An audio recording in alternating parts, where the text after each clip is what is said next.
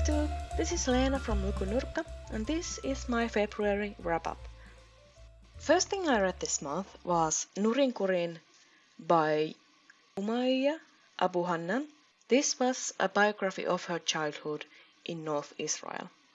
And basically it felt like a culture bath. You are trapped in its mix of familiar and unfamiliar.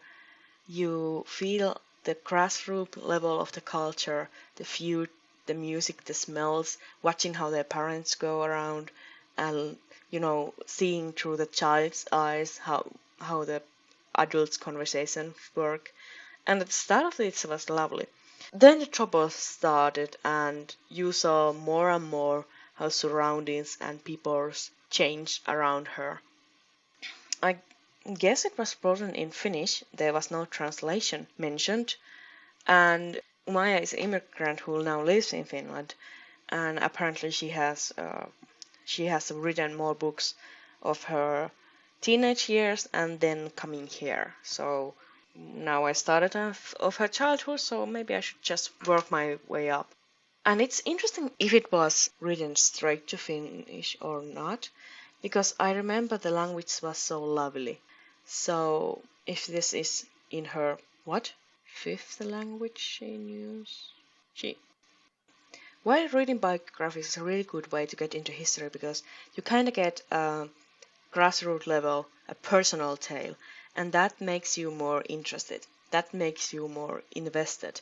But sometimes I feel that, especially in here, she mentioned years and stuff like that, and I feel like that I should have like a laptop open and have a history piece next to it so I can understand the context properly. It just shows that I am not familiar enough of this area. You can see the difference yourself, most likely, if you read a book based on historical events of the area and time that you know, and then read an area time that you have no idea. Maybe some faint recollections, but not real timelines or like stuff like that.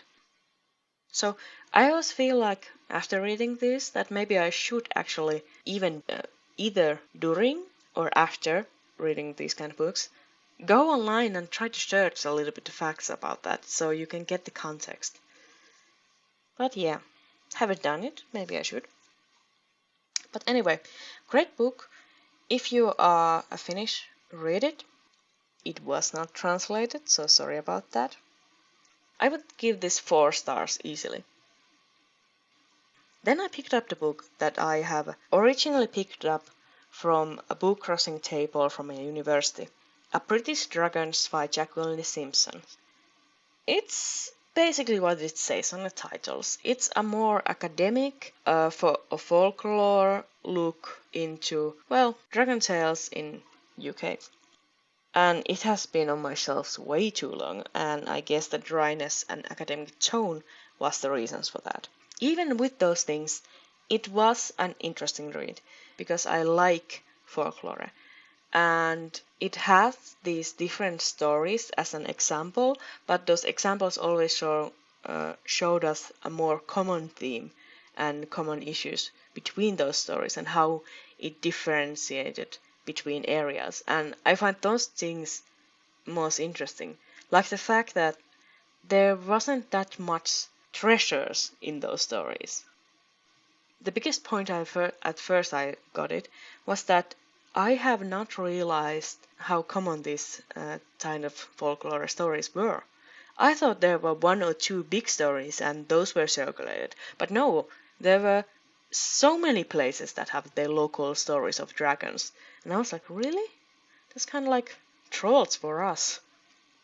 But anyway, if you are interested in dragon folklore, I would recommend this to you. For me, it was 2.5 star read. Interesting, but a bit dry, so that's why not 3 stars. Then I went to the pile of books I borrowed from my friend, and I picked up this coffee table book, Extinct for a Reason, a field guide to failed animals and evoluters. It was comedic look of different animals that just did not survive the evolution process. It's a comedic but not laughing out loud type, but you kind of smile at it.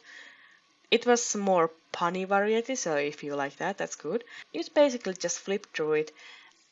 My favorite was bunny slippers that were extinct because the ice age came and everybody's toes were so cold, so everybody wanted to wear bunny slippers. They could not handle that weight. Anyway, it's not anything amazing. It's not even really. It's creative, it's fun. For what it was, 2 stars. Then I read what I believe to be a whole series of Black Sad by Juan Diaz Canales. This is also from my friend's comic book stack. I read all 5 of them. I think that's all. And it was detective, I believe crime noir type of stories. And it also featured these animal-like humans. But it was much more serious environment, serious mood, and serious stories than the Nana series was. This one has a plot. The themes were big and heavy and dealt lots of with different side of racism and classism. The stories themselves were not surprising at any way. The interesting thing was how depicting of different people as different animals, you could quickly show some characteristic of them. But yeah, this is not my scene, it's not my style. The art was pretty, that's why I read them, that's why I picked them. The whole series, for me, 2.5. Some comics were 3 stars, and some were 2, so 2.5. But yeah, reading in February was much lighter. Aside from this, I read, let me think, at least 5 One Piece books, and I think 5 or 6 20th Century Boys manga books, so yeah. I still a little bit on the edge whether or not I will add manga books here, because in my mind I separate these hobbies. I separate my reading hobby and my manga anime.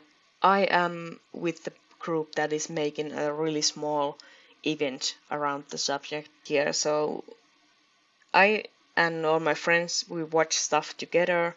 I see all that as a separate thing from reading and stuff I do for the booktube, because that is something I do by myself. I know some people treat manga as any other comic, like I have done, and review them and add them to their wrap-up list, but I am still on the edge whether or not I will do that. But anyway, that has been my wrap-up for the month. See you later!